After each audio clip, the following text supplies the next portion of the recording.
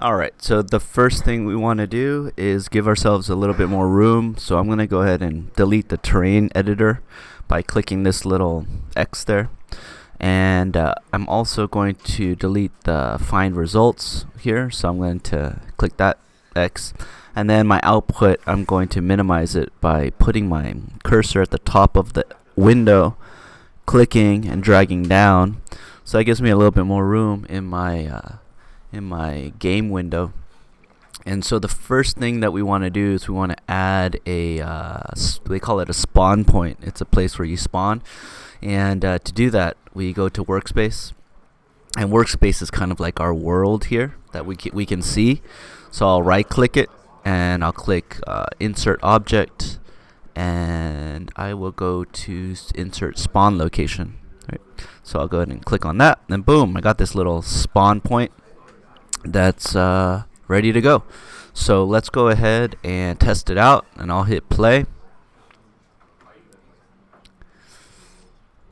And here I am, right? So I spawned, I can walk around, and I am good to go, right? I can also jump off, and I will explode. Okay, so the next thing we want to do after we create our spawn point is I'll hit the stop button, is to come around here and learn how I can move around the way that I can. Okay, you see this? How I'm able to move around and keep my spawn point in the center of my window. Well, this shouldn't be natural for you. It shouldn't happen without you being frustrated, right? You might be looking like this and it's like, oh no, where did my spawn point go? Because the controls here in Roblox take a little bit of getting used to.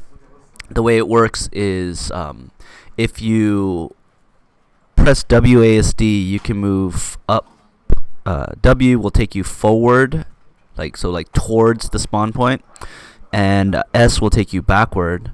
A will take you to the left side, and D will take you to the right side. Okay.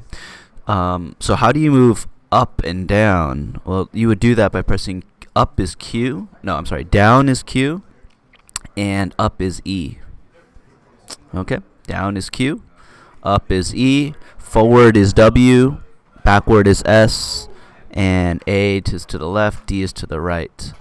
The next thing that you will want to know is how do you change the angle of your viewpoint. And the way that I'm doing that is I'm pressing and holding down my right mouse button. Okay, and so if I hold down the right mouse button, I can control the window like as if I am playing a first-person perspective shooter game. Okay, and so again, I let go of my right mouse button. I can press Q to go down, E to go up, and that way I can kind of get in the right angle and view what I want to view at the right angle. Okay, so that's a little bit on how to navigate the viewing window here. And the first thing I want to do is add my first jump point, right? And so the way we're going to do that is we're going to go to model, and I'll go ahead and click on parts, and I will click on block.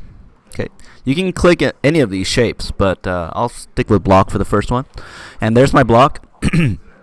Now I don't want it to be so small because I'm not as cruel as some of you might be.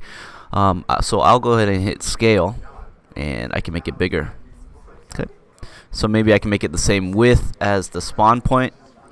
And then if I want to move it, I gotta click on move up here, and I can move the arrows around to move the block around in different locations, right?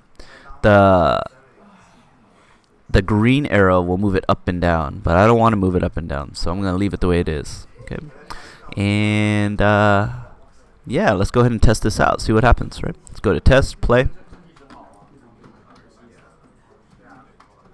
and the part is not there. What happened, right?